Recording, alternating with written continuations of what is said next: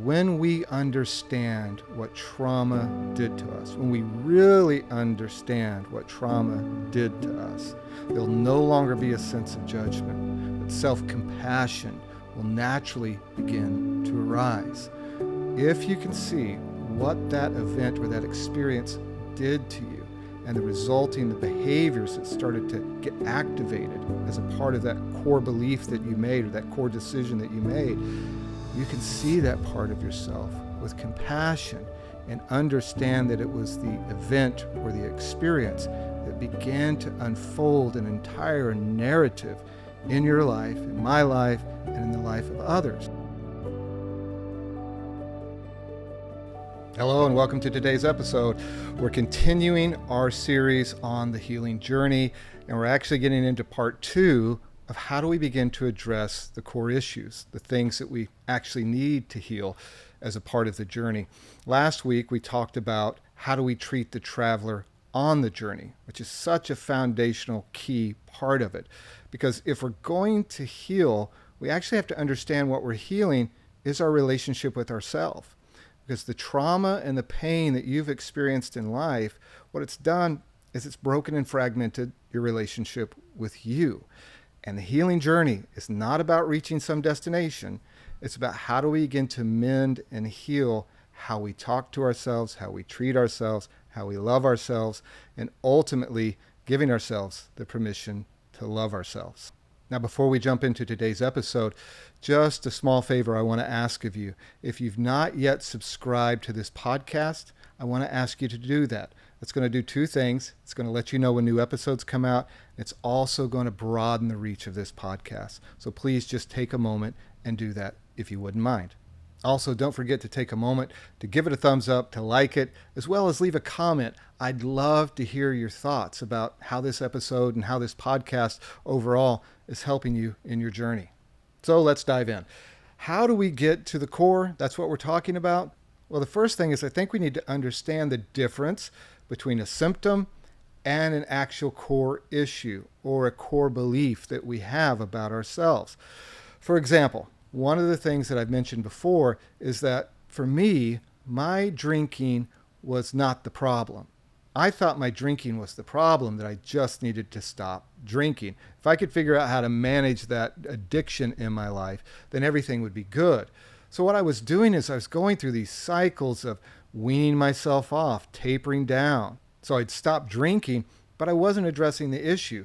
I thought my problem was drinking, and I just needed to stop. And if I could stop for long enough, then everything would be okay. But what I didn't realize was drinking was simply a symptom of a deeper core wound and issue that I needed to address. The drinking helped me manage that pain. The drinking wasn't about I just wanted to get drunk or I just wanted to keep myself in a state of peace and relaxation or whatever that was providing for me. It was about avoiding my own presence. It was about avoiding my presence because in my presence, I would treat myself so poorly and badly. I would be reminded of my trauma, I would be reminded of my failures, I'd be fearful about my future. And so being in my own presence was something that I couldn't tolerate. And so I needed something to help me tolerate my own presence. I think that's a lot of what we deal with in our culture today. We have so many things that are keeping us disrupted from being able to be present with ourselves, because being present with ourselves is uncomfortable, and it's uncomfortable because of the way we treat ourselves. And we treat ourselves those ways because of the pain and because of the training and the wiring that we've talked about in the last episode about how we're treating the traveler. So I want to take you through a little bit of an exercise real quick. I want you to first ask yourself, what do you think the actual problem is that you're trying to address or to deal with? What's the first thing that comes to your mind? Well, you might have first been hit with, well, I need to stop having this binge eating or this comfort eating, this relationship that I have with food. And if I can just stop abusing the food, then I'll be okay and everything will turn out all right for me. Or I hate the way that I look, and so I'm constantly judging myself. And if I could just, lose more weight or do this or have this done to me, then I'd be okay and I'd be able to accept myself. Or you might say, well, if I could just stop beating myself up so much and talking to myself so negatively, then I'd be okay. That's my problem. It's the way that I talk to myself. Now, the second part of the exercise is to ask yourself the question, what need does that behavior meet for me? Which is a question we don't often ask ourselves, but it's one of the most powerful questions that we can ask ourselves. When you drink or eat for comfort or shop for comfort or whatever it is that you're doing that you don't want to do anymore, ask yourself the question, what need is it meeting for me? So just take a moment and do that. If you need to pause this podcast, then go ahead and do that. And maybe think about, like, what need does that meet? What am I feeling in the moment before I do that? You might be in a place where you're feeling really bad about yourself, or something happened, or somebody said something, and you want to get rid of that feeling. So now you're going to go out and you're going to spend a lot of money so that you feel better. You get that little hit, right? Now, the key to this process is first, yes, identifying what do I think's wrong, what do I need to change, but then second, what need is it meeting for me? And then third, in order to understand what need is it meeting for me, I need to ask the question, how did I feel right before I did that behavior? Or what were the feelings that were beginning to lead up to that behavior that I don't want to have anymore? And then we go one layer deeper, which is usually we start to feel something after we had a thought. A thought often sparks an emotion, right? And then that emotion then drives some type of behavior, something that we're wanting to distract ourselves from or we don't want to feel anymore. And then we do a behavior that we just regret or wish that we didn't do and that we could change. So we're going to thread this thing all the way back down to, what was I thinking before I started to act out or started to do the behavior that I don't want to do? What this is doing for us is it's getting our eyes off of this symptom. We're so focused in on symptoms. And when we get focused on symptoms, we get trapped and we stay in a loop because we're trying to stop a behavior that's meeting a core fundamental need that we have. And we'll talk about that in just a minute. But if we can get our eyes off of this symptom and start to ask ourselves, what's that need? Then things begin to change. Because as long as I was stuck in the mode of I need to manage my drinking, I need to stop my drinking, and I wasn't asking what drinking was doing for me, I was in no way going to be able to stop drinking as long as I had my focus in on don't drink. Because where your attention goes, there your energy goes. And as long as your energy is on trying to stop a behavior, that behavior actually gets multiplied in your life. I mean, it's mind-blowing how that happens, right? You think about, I want to stop this behavior, and you're so lasered in on that behavior, you're giving energy to it.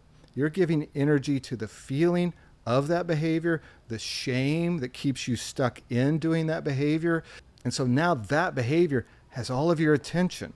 So diverting our attention away from the behavior or the symptom allows us to go where the healing needs to happen. All of that stuff, the behavior, is an invitation for us to begin to investigate what's behind the behavior, what is the need that it's trying to meet. And we understand what need it's trying to meet by asking the question, what was I feeling? And then before that, what was I thinking? Now that we have that, we're starting to really get into some of our core beliefs or our limiting beliefs about ourselves, because it's the way that we're thinking about ourselves that we're trying to avoid. How are you thinking about yourself? Now let's go to another question. You see, part of this journey really is about asking questions, asking the right questions, and beginning to pull the thread and see where it leads us. See what core belief about ourselves do we have? And then where did that core belief come from? That's where it starts to get really interesting, right?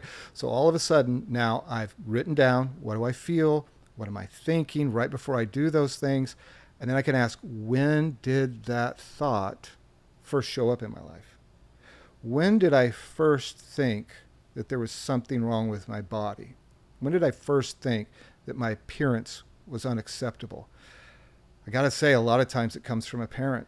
It comes from somebody in your life that at a young age judged you for the way that you look, right? And then all of a sudden that got built upon. And then we begin to build upon that story. And then we get to a place in our life where we have these unhealthy eating patterns and these unhealthy views of how we see ourselves when we look in the mirror.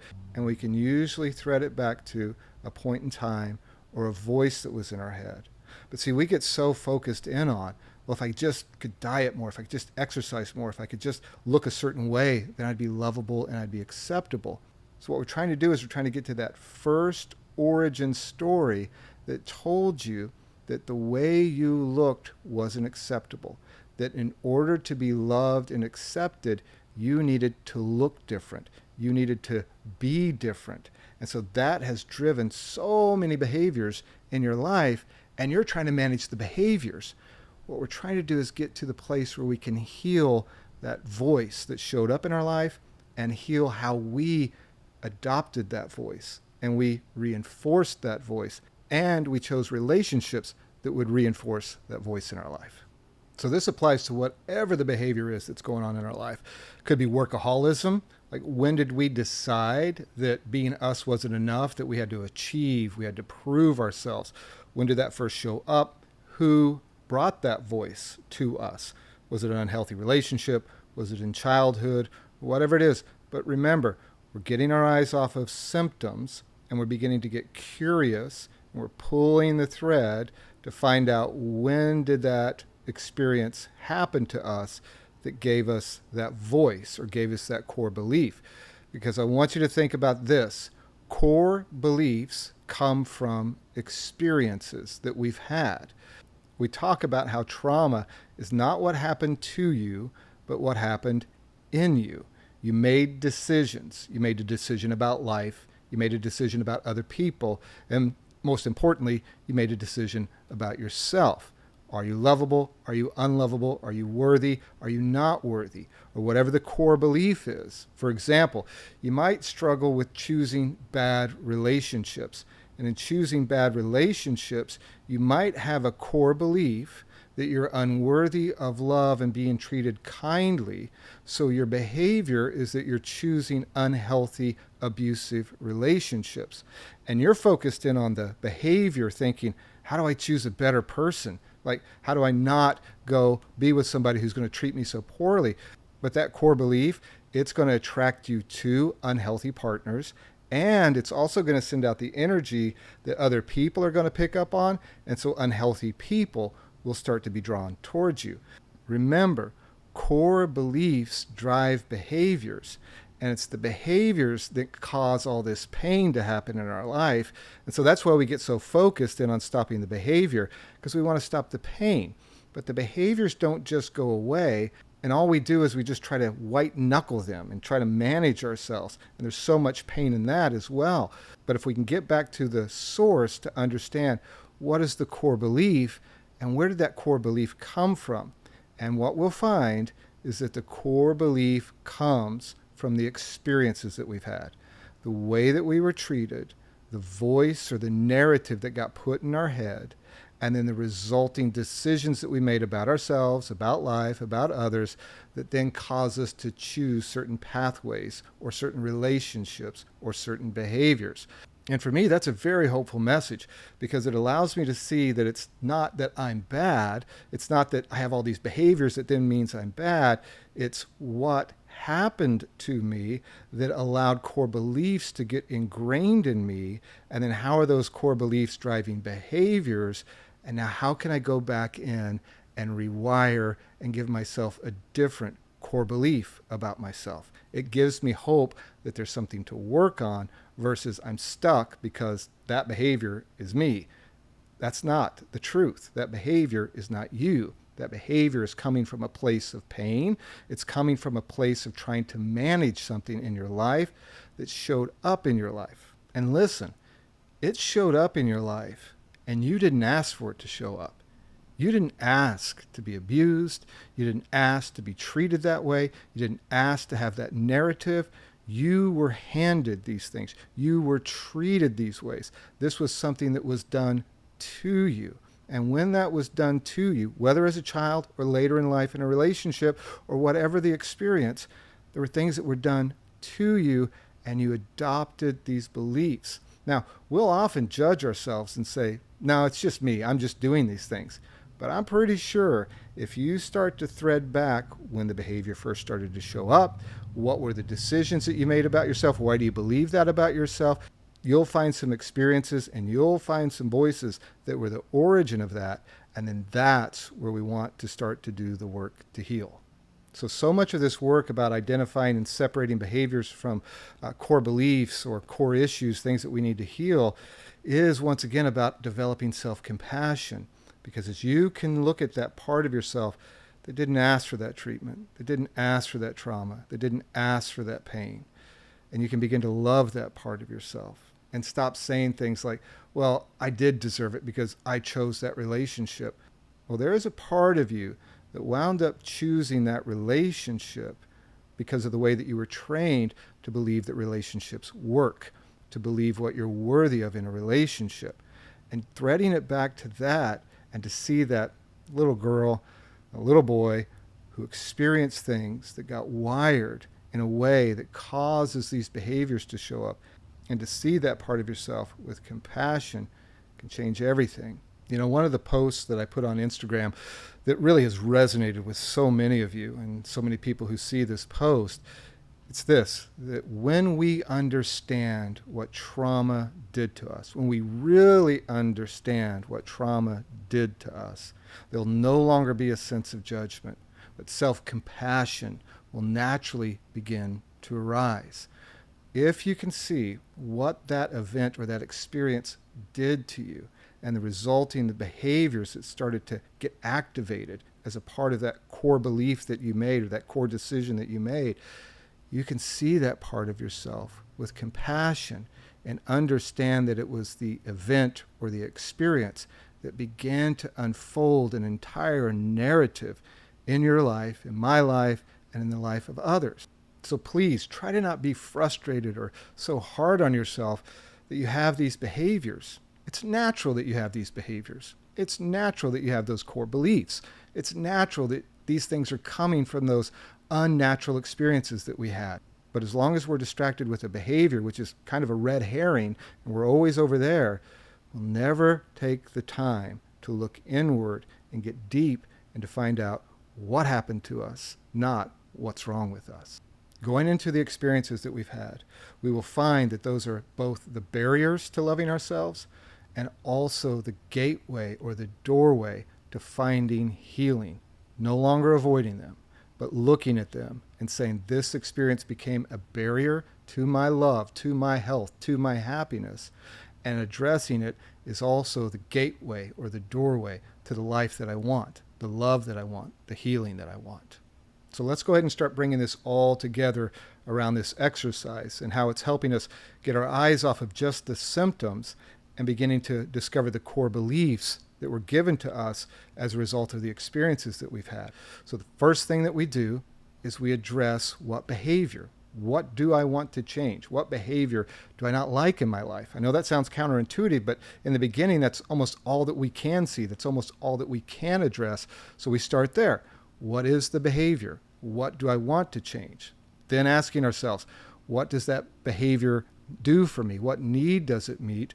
And we'll almost always find that it's some kind of uncomfortable feeling that comes from a thought. And then we understand, where did that thought come from? When did it first show up? Who gave me that message? When did that story start? Which then leads me into those experiences and those core root beliefs that I begin to develop about myself. And then that's where I start to enter into doing the work of transformative healing. Well, I thank you again for taking your time to watch and to listen to another episode of this podcast. I just want to remind you that if you do need help, it's okay to ask. Reach out to a therapist, reach out to somebody that you know you can trust.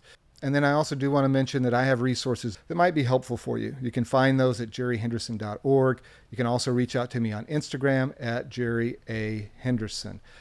I want to ask you another favor, that if this podcast episode has really helped you, would you mind sharing it with somebody else, sending it to somebody who can really benefit from this, who can really begin to see how those behaviors came from core beliefs and came from experiences that they didn't ask for and that were not their fault.